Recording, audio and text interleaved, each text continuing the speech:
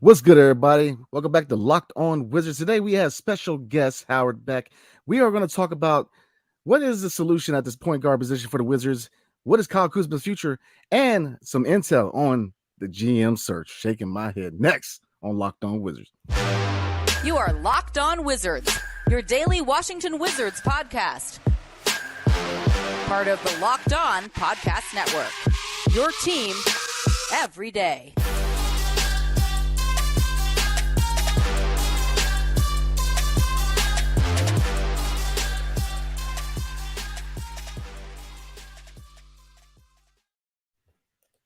Thanks for making Locked On Wizards your first listen every day. We are free and available wherever you get your podcasts and on YouTube. Part of the Locked On Podcast Network, your team every single day. And today we have special guest. Welcoming back Howard Beck. How you doing today, sir? I'm doing great, guys. How are you? Doing well, sir. Doing well. So we're going to get right into it. We got a lot of questions for you today. Obviously, heading into the offseason is going to be a very pivotal offseason for the Washington Wizards. Getting into it first, looking at the point guard position, obviously point guard is the biggest need for this team. So looking at point guard and knowing that Anthony Black and Cason Wallace is there in the draft, and yet we might have some fluctuation to get a veteran point guard long term. What do you think is the best option for the Wizards going forward? A veteran or picking up a guy in the draft? So I hate to play the "it depends" card, but a lot of the way I view the Wizards is ultimately going to depend on how they view their future with regard to Bradley Beal and, to an extent, Bradley Beal, Kyle Kuzma, Kristaps Porzingis. Right, this core that they have right now. So if you were telling me right now, listen, the new GM is going to come in and either by their own decision or by the continued insistence of ownership that Bradley Beal is going to be there forever until the end of time. And that because of that, they're probably also going to stick with a veteran cast around him, Porzingis, Kuzma, or maybe one piece of that goes. Maybe Kuzma goes somewhere to sign a trade. Maybe they keep Kuzma, but they trade Porzingis or something. If you were telling me that this is going to be a team that still wants to, I hate to say it, compete, because I don't know what competing looks like for this team anymore in this configuration. But if the idea is to do what they've always been doing, which basically is to keep running on the treadmill of mediocrity, then sure, there are ways they could go to find a veteran point guard. We can discuss some names if you want. But if they've decided with this new administration, this as yet to be hired administration with a month to go to the draft, might want to get on that soon. If the decision of the franchise is, you know what, it is finally time to take a step back to not, we don't have to call it a tear down, but look, it's time to move on. It's time to find a different formula. And probably that means moving on from Bradley Beal, if you can find anybody to acquire him. Then I think it's a different answer. I'm not going for a veteran point guard if I think this is a rebuild. I'm not looking for, and now granted, there are young teams that are rebuilding where you want a veteran point guard, because that's a guy who, if you get the right person, can be that leader, the guy who provides structure, the guy who provides some sense of direction and stability. And I think of like Chris Paul when he was in Oklahoma the one year. I think of Chris Paul then going to the Suns, who, they weren't young anymore, but they were a young-ish team. I'm not suggesting Chris Paul to the Wizards, and they're like, it's not the same Chris Paul, and I don't think the Wizards are ready for a Chris Paul to come in and all of a sudden pull everything together. Like, they don't have that kind of base. But there are circumstances where you'd want that. There's no version of this Wizards team that to me screams out for veteran point guard. It's if you can find somebody in the draft, and I'll caveat up front here, not a draft expert. I will dive in as much as I can once the finals are over, everything else, but I'm not a guy who's got time during the regular season to watch college games. And so I'm not going to, aside from the vague outlines, and I've seen Scoot Henderson play, and I did a big feature on him a couple of years ago. I've obviously seen all the same clips that everybody else has of Victor Wembanyama. Got a pretty good sense of what those two guys will bring to the table for the teams at the top. Is there a point guard you can build around in this draft? There usually are a couple of candidates drafting at 8. I'm sure they could find somebody. I would probably be more inclined to go that direction, but I also believe that when you're a team like the Wizards where you just need talent, you should not be targeting a position in the draft. You should be targeting best available player, period. They just need talent, period. This is not a question of how do we build the right no, your build has failed. You should be pivoting to some new vision for a team. Whether you're moving Bradley Beal today or not, I think you need to start thinking about what the future beyond Bradley Beal is. And so I'm not starting with any position. I'm starting with find your best available talent at 8, because while they have failed repeatedly in this section of the draft, you can find franchise players outside of the top 2 or 3. Yeah, I agree. I definitely agree, because I made it known I'm a big fan of Cam Whitmore out of Villanova, because I feel like he does, and I know he's tired of hearing me talk about Cam Whitmore, but to me, he fits a need, and talent-wise, he brings athleticism, brings that defensive dog to him to DC. But it's funny that you brought up Kyle Kuzma, because looking at Kyle Kuzma, in your eyes, is he best utilized as a side and trade, or do you think the best option is to sign him here long term? I think if I were the Wizards, my only regret would be that he's not under contract for like another year or two, because I think he's a great trade piece right now. Put up great numbers, had a really nice season, but the sense around the league is that Kyle Kuzma, kind of thinks he's a number 1 or number 2 option when he should probably be a number 4 or 5.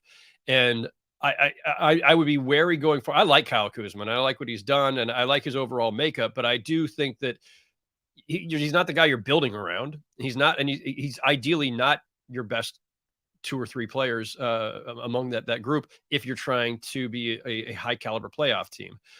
But his market value is high right now, and there are a lot of teams that already do have a superstar or a couple of stars, where Kuzma would be a fantastic complementary player, much as he was in helping the Lakers win a championship 3 years ago. So, if it's easier to deal a guy when he's under contract than if it's a sign and trade. That said, you have him, you have his rights. There are plenty of teams out there. The teams that I think would be the best fits for Kyle Kuzma, or that would be most interested in adding him to an already established core, by definition, those teams are over the cap. By definition, those teams can't give him probably the contract he's going to be looking for. So it puts the Wizards in a good position to make a deal with this, make a move with a sign and trade involving Kuzma. If they can find the right trade partner and a place that Kyle Kuzma wants to go, and that wants to give, Kuzma the contract terms that he's looking for, whatever they may be. Yes, I believe Kyle Kuzma in a sign and trade is their best way forward, because I think they just need to replenish, whether that's draft picks, whether it's young players, whether it's that elusive point guard that you were referring to earlier, Brandon. Like if the idea is start finding certain key pieces to put in place, or even if you think you're going to continue with Bradley Beal for the time being, you're right. I do think they need to find a solution at point guard, but hopefully one that's not just a compliment to Beal, but maybe is the guy who eventually leads the Wizards in whatever that post Beal configuration is. I hate to keep harping on that, but I truly believe that at some point, whether it's before this coming season or and sometime in the not so distant future, I don't think they're truly going to be able to strike out on a new direction until they have moved on from Beal, because he's consuming obviously a lot of cap room. He's consuming a lot of just oxygen in terms of, and I don't mean that in a negative way. He's a good player, but I don't think he's the guy who's going to take you deep in the playoffs for any extended run. And he's getting to that point in his career too, where, the downside will start coming. And so anyway, I think find a player who you think could be part of your new foundation. Yeah, I completely agree. I agree 100%. Obviously, his contract dictates what the direction his team is going forward. So I'm gonna dive into my last question real quick, and it's really for both you and E. The question is, you mentioned best player available, and like I said, Cam Whitmore to me, but outside of Cam Whitmore, there are a lot of options, especially for the wing, that I think can come in DC and be very successful. But if we do select Cam Whitmore at 8, does that mean that Denny is kind of out of here? Because obviously, if you sign another wing, you're not going to re-sign Denny Avdia long term. So what do you think his options are long term? It's an interesting question. And we've already seen this, right, where they unloaded Hachimura, and that trade's not looking great for them either right now. He obviously had a really nice run with the Lakers and is looking like a lot more valuable player in a different context. But where they've cycled through a bunch of players, in the mid part of the lottery where they haven't really clicked for them.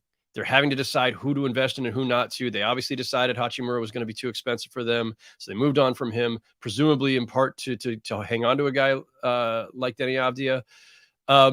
I was just, scanning the mock drafts, and like the Athletic has your guy Whitmore going at 5 to Detroit. Bleacher Report does have Whitmore going to the Wizards at 8.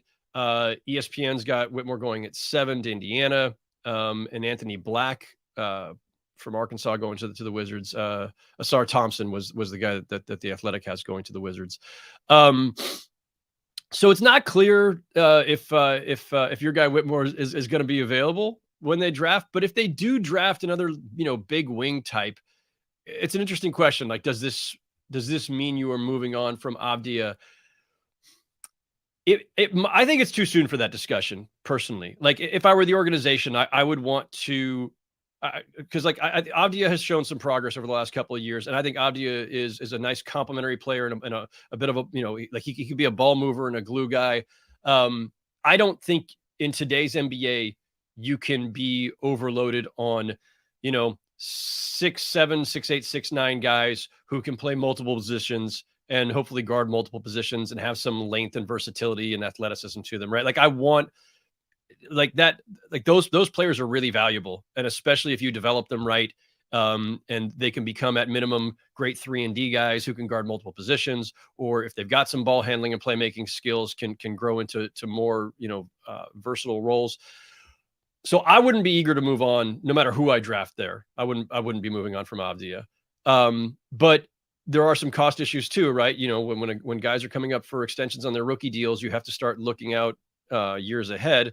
But that brings us back to the Beal, Porzingis, Kuzma question, right? Because there's a lot of money tied up in Beal, a certain amount in Porzingis, and then the free agency of Kuzma. Like that, at some point you hit a limit, and especially under the new CBA, which is a lot harsher. So I think being able to move off of one or more of those 3 veterans will give them more flexibility to hold on to Avdia, find the right number for an extension, and still be able to draft, whether it's Whitmore, whether it's, Thompson, whoever it may be. You've got room to evaluate while you're not having to worry about the payroll. Yeah, completely agree. But again, to be able to evaluate, you need a general manager. So Minor point. Oh, absolutely. So before we move on, I'm gonna ask you, E. So E, if you're the general manager, and Cam Whitmore is there, what is the future to Denny, for Denny and DC for you? That's a good question. You would have multiple fours there if you do keep Kuzma, and you still have Denny and Cam, so there would be somewhat of a logjam there. I do think that it's hard to say. That's a really good question. You would have to see it play out, but I could see Denny being moved for a point guard in the offseason, or for just more guard help, because the Wizards do need more help in the backcourt other than Bradley Beal for sure.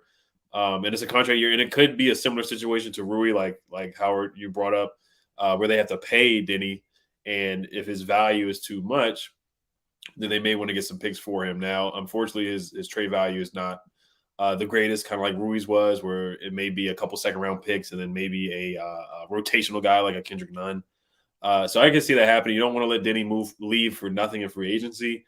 But I do have the feeling that Denny most likely won't get another contract here in DC. So I think the best option would be to find a trade partner. Now, you might get the best value at the trade deadline. So if Cam comes in, yeah, I can see a logjam there. So, but even before drafting Cam, personally, I thought Denny most likely will be on a different team coming in 2024. Okay. Yeah, I like that. I like that answer. So we're going to move on to talking about the endless general manager search for the Wizards. And I'm going to pass the mic to my guy. But before we do, today's episode is brought to you by eBay Motors. For a championship team, is all about making sure every player is a perfect fit. It's the same when it comes to your vehicle. Every part needs to fit just right. So the next time you need parts and accessories, hit the eBay Motors. With the eBay Guaranteed Fit, you can be sure that every part you need fits right the first time around. Just add your ride to my garage and look for the green check to know the part that will fit. or your money back. Because just like in sports, confidence is the name of the game when you shop on eBay Motors. And with over 122 million parts to choose from, you'll be back in the game in no time. After all, it's easy to bring home a win when all the right parts are guaranteed. Get the right parts, right fit, and the right prices on ebaymotors.com. Let's ride. eBay guaranteed fit, only available to U.S. customers, eligible items only. Exclusions apply. And thank you for making Locked On Wizards your first season every day. Every day or tomorrow, we are going to scout Cam Whitmore, my guy. So definitely tune in. And then obviously going into the offseason, we're going to be doing a lot of draft prospects and a lot of offseason content. So definitely tune in. So, yes, sir. So my question is about the GM search. How concerned should Wizards fans be, or anybody be, that they have not hired a general manager yet and the way that's being ran? And do you think it's wise, if they are waiting for Bob Myers, for the Warriors to make a decision? And what do you feel like the odds are that the Wizards land Bob Myers as the general manager? The sense around the league is that Bob Myers is either staying with the Warriors or taking some time off. That if he leaves the Warriors, it's not necessarily going to be about any divide between Bob Myers and the organization, or a contract impasse, anything like that. It's more a matter of where Bob's head is at. If he decides to part ways, it's probably to take time off. So, if I've heard that and others around the league have heard that, certainly the Wizards have heard that. So I tend to think they're not waiting on him. Now, listen, sometimes, you've got the Godfather offer in hand for somebody and you think, you know what, maybe all the buzz is that he doesn't want to do this, that he just needs some time with family and just decompress and all this after, pretty long and at times very intense run with the Warriors. But I'm going to wait because I think he's just that valuable. I'm going to give myself that chance. I'm going to give myself that opportunity. I'm going to wait and then bring him in and say, listen, I know everything we've heard is that you would like to just take time off, but hear us out. That's fair. I could see that. I tend to think, though, that if it's as clear as it seems that he's either working for the Warriors or just not working, then you shouldn't be sitting around waiting for him. Maybe it's taking time because they're waiting on somebody else to shake loose for some reason. I don't know. I do think that as you and I, as the three of us sit here talking on May 24th, with the draft coming up on June 22nd, I think by my math, that is now less than a month. Yeah. About a month. You need somebody in place sooner than later. Like everything, like you guys have, obviously all these great questions that everybody who follows the Wizards, fans of the Wizards, media, all have about what their direction is and about what the right fit is and about what the offseason agenda is. You can't know any of that until you actually have somebody running basketball operations. And so the longer this takes, I just think it's putting them in a bit of a hole. Now, listen, we could hang up 10 minutes from now and they could announce a GM for all we know an hour later. I don't expect that'll be the case, but it could happen. But I think, the clock is ticking. You need, the pre-draft combine has already come and gone. I know they had other people there. Look, it's not like they have an empty front office.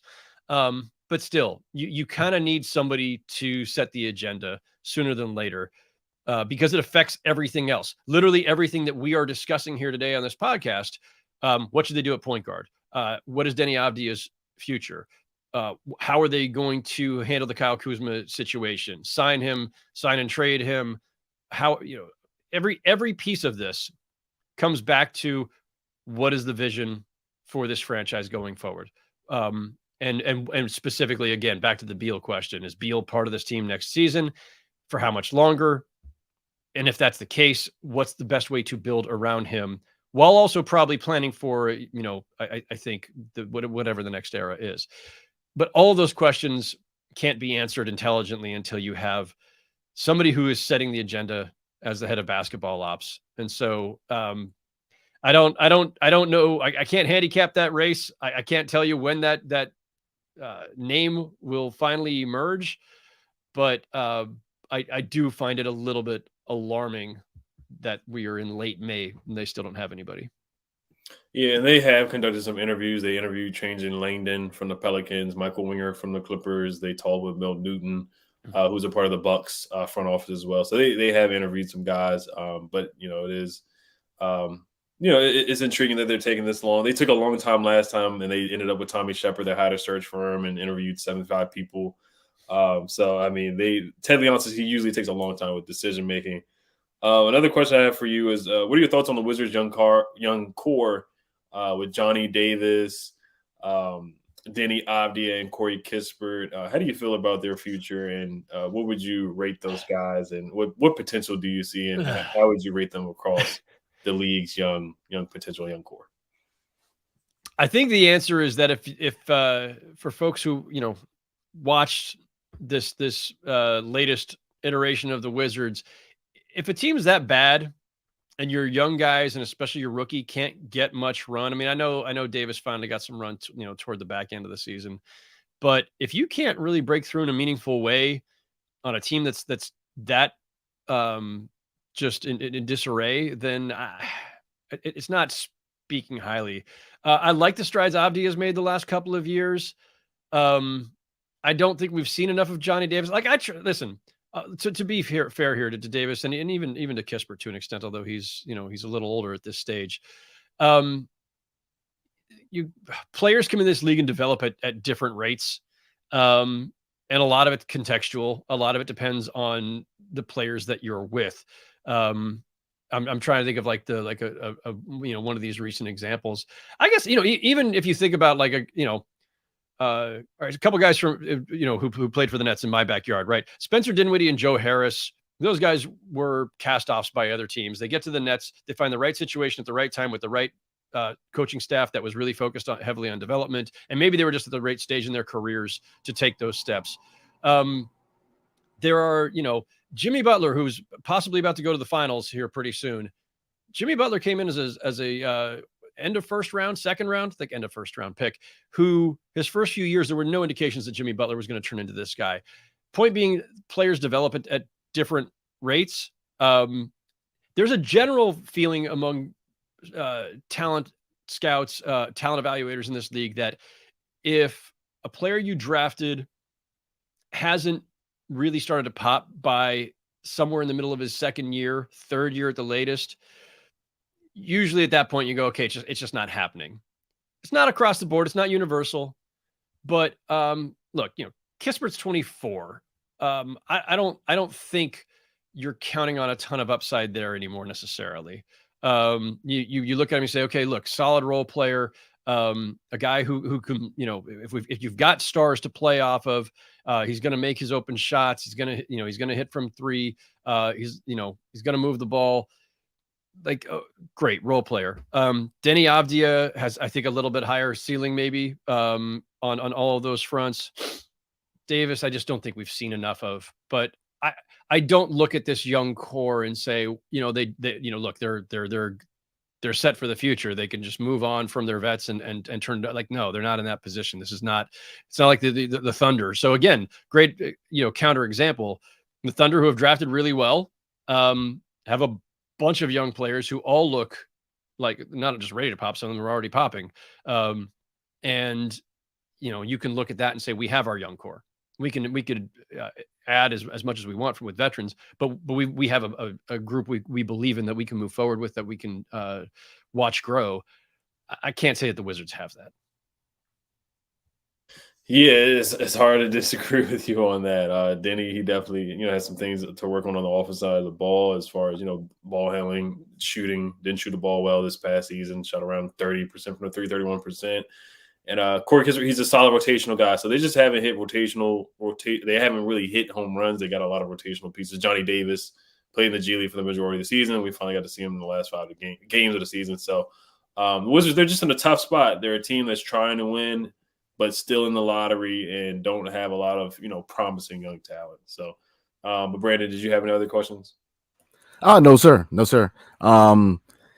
To kind of piggyback on your question, man, the young core. I mean, I agree with both of you guys, man. It's just to me, and it kind of goes off what you said, Howard, is that when you hit the second and third year, if they're not able to, you want to see progress. And I think that the sample size is a little small for Johnny Davis. And I did like how Johnny Davis came back the second half, the last 10 games, and he showed promise.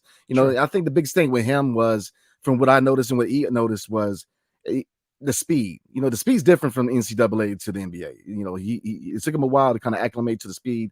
And the G League, to me, it shows how valuable the G League is, because G League's not just, you got guys who played in the league before, you got guys who are hungry. He was able to go against competition to kind of helped him acclimate himself to the speed of the NBA. So I'm still intrigued. I think there's still some upside to him, not a lot of super upside, but I think that you do see his basketball IQ, you do see his motor, and you do see that he's willing to work on his game.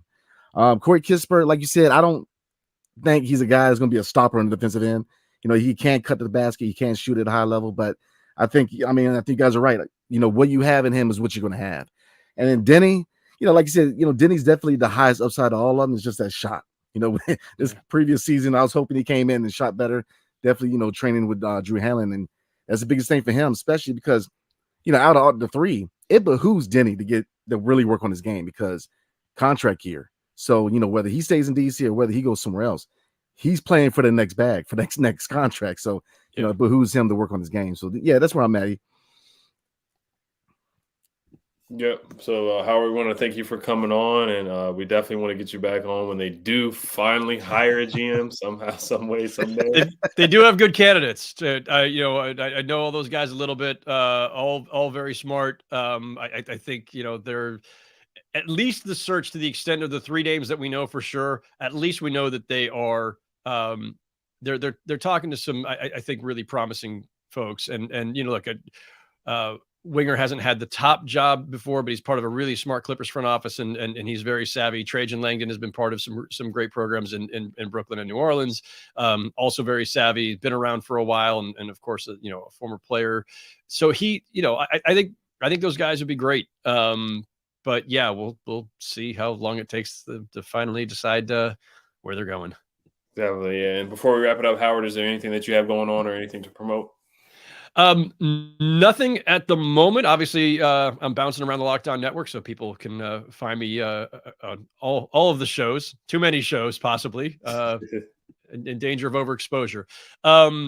My written work at the moment is with at GQ Sports, and I have a page on Authory. That's author with a Y on the end. Authory.com/Howard Beck. All my written work is there for not just GQ, but all my past work for Sports Illustrated, New York Times, and Bleacher Report is all there as well. Yep, definitely make sure you guys check that out. Check out Howard's work wherever you can find it. I just want to thank you guys for making Locked On Wizards your first listen every day. Every day is tomorrow on the show. We will be doing more draft talk and mailbag questions. Thank you guys for listening. Hail to the Wizards. Peace.